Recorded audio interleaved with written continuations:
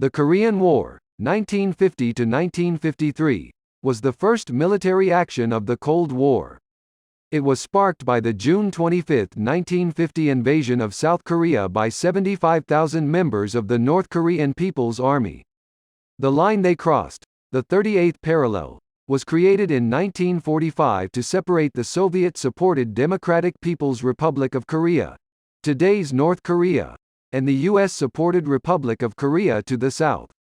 The Korean War was a civil conflict that became a proxy war between superpowers clashing over communism and democracy. Between 2 and 4 million people died, 70% of them civilians. No peace treaty was ever signed, although in December 2021, North and South Korea, the United States and China agreed to declare a formal end to the war. What caused the Korean War? The Korean War was a civil war, says Charles Kim, Korea Foundation Associate Professor, Department of History, University of Wisconsin-Madison. Korea was a unified kingdom for centuries before Japan annexed it following their victory in the Russo-Japanese War. The Japanese ruled over Korea with an iron fist from 1910 to 1945. They used assimilation tactics like forbidding the Korean language and de-emphasizing Korean history in favor of Japanese culture to weaken their colony. When Japan surrendered to the Allies following the dropping of atomic bombs on Hiroshima and Nagasaki during World War II, control of the Korean peninsula passed from Japan to the Americans and the Soviet Union. The superpowers chose to divide Korea between themselves at the 38th parallel, which roughly bisected the peninsula. It didn't correspond to political, cultural, or terrain boundaries, Kim says. The Soviets set up a communist government to the north, and the United States helped establish a military government in the south. At the time, Korean politics ran the gamut from communism on the extreme left to right-wing nationalists, all vying for power, Kim says. There was a lot of contention between the Soviet and U.S. occupation forces, and with the polarization of Korean leadership, it was a volatile situation, says Kim. Each viewed the other as illegitimate. Both wanted to invade the other to unify Korea. Scattered border skirmishes from 1948 to 50 kept tension simmering.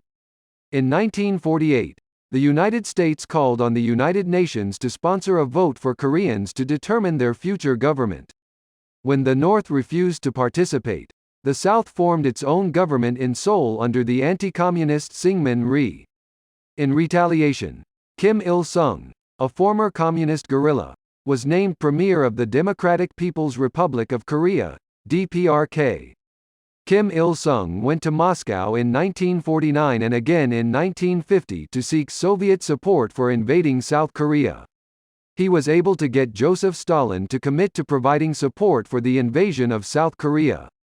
He also got a verbal commitment from China, Kim says.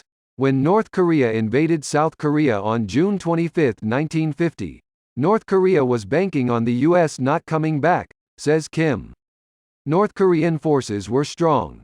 They had the aid of experienced veterans of the Chinese Civil War, which had just ended in August of 1949. North Koreans made swift progress southward. The world watched to see what would happen next. Why did the U.S. get involved in the Korean War? The U.S. initially didn't want to get involved in any kind of invasion.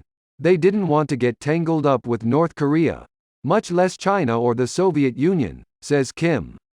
Key events on the world stage caused the United States to change course. On August 29, 1949, the Soviets detonated their first atomic bomb.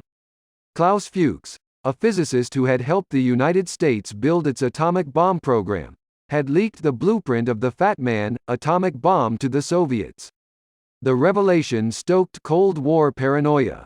Then, on October 1, 1949, Communist Revolutionary Mao Zedong announced the creation of the People's Republic of China following the defeat of the U.S.-supported Chinese nationalists led by Chiang Kai-shek.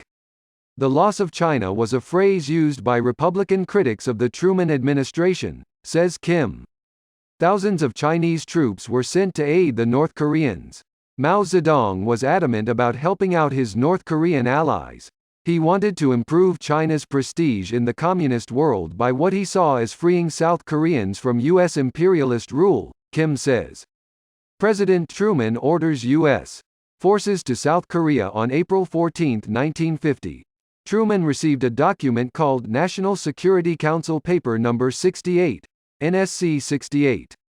Created by the Defense Department, the State Department, the CIA, and other agencies, it advised the president to grow the defense industry to counter what these agencies saw as the threat of global communism. The recommendation cemented Truman's next move. On June 27, 1950, President Truman ordered U.S. forces to South Korea to repulse the North's invasion. Democrats needed to look tough on communism, Kim says. Truman used Korea to send a message that the U.S. will contain communism and come to the aid of their allies. The United States never formally declared war on North Korea. Instead, Truman referred to the addition of ground troops as a police action. U.S. General Douglas MacArthur's Inchon landing on September 8, 1950, turned the tide of the war and enabled Southern forces to push northward beyond the 38th parallel.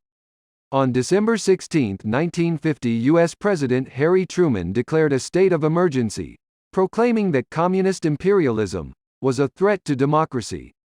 Impact of the Korean War. The Korean War Armistice, signed on July 27, 1953, drew a new border between North Korea and South Korea, granting South Korea some additional territory and demilitarizing the zone between the two nations. A formal peace treaty was never signed. Over 2.5 million people died in the Korean War. Despite two prisoner-of-war exchanges, Operation Little Switch and Operation Big Switch, 7,800 Americans are still missing in action, while South Korea is still searching for over 124,000 servicemen. The absence of a final conclusion to the Korean War has kept it alive as a major influence on Asian affairs, says Sheila Miyoshi Yeager, professor of East Asian Studies at Oberlin and author of Brothers at War: The Unending Conflict in Korea. She argues the Korean War directly influenced President Lyndon B. Johnson's policy in Vietnam. Here was a successful sovereign nation, divided by the Cold War, being threatened by its communist neighbor backed by China and the Soviet Union.